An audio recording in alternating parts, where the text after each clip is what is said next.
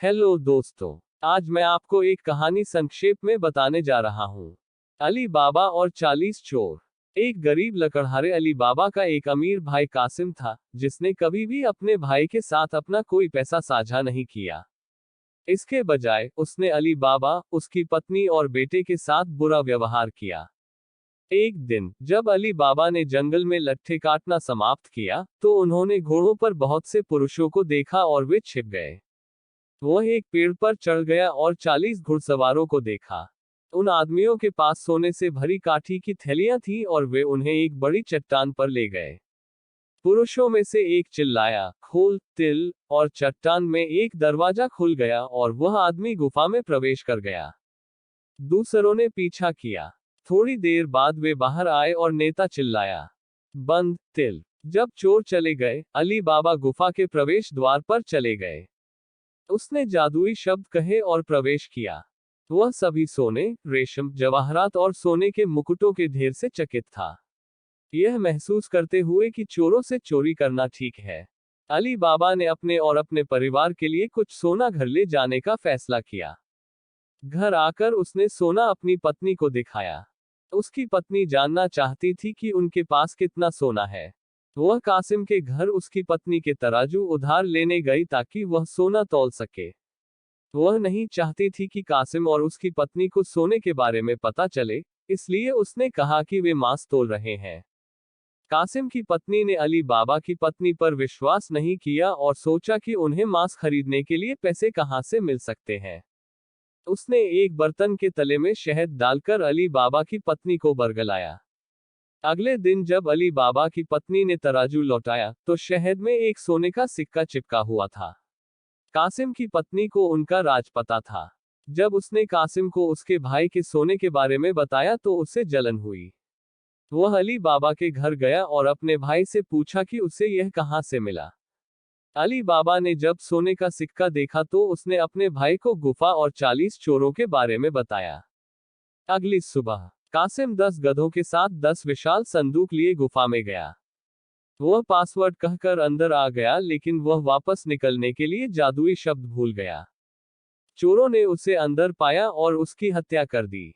जब कासिम वापस नहीं आया तो अली बाबा उसकी तलाश में चला गया। उसने अपने भाई का शव गुफा के अंदर लटका पाया और शव को घर ले आया।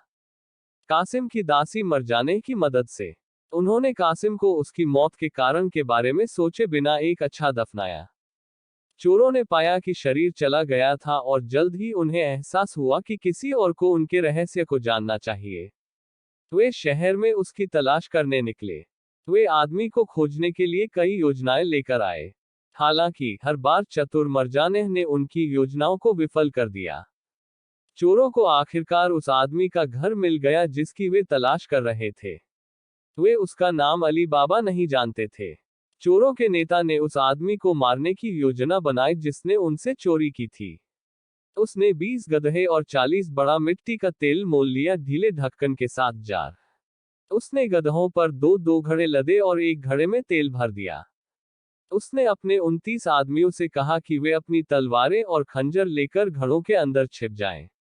उसने उन्हें आदेश दिया कि वे बाहर कूदने के लिए तैयार रहें और उस आदमी पर हमला करें जिसने उनसे चोरी की थी। अगुवे ने 40वें घड़े को तेल से भर दिया। फिर वह रात के लिए बिस्तर की जरूरत के लिए एक तेल व्यापारी होने का नाटक करते हुए अली बाबा के घर गया।